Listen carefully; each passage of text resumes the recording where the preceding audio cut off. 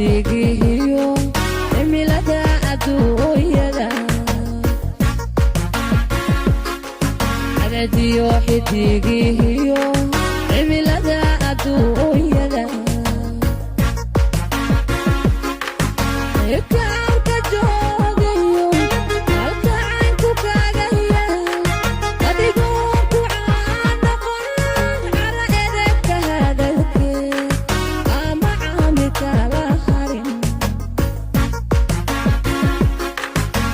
kaarka joogayo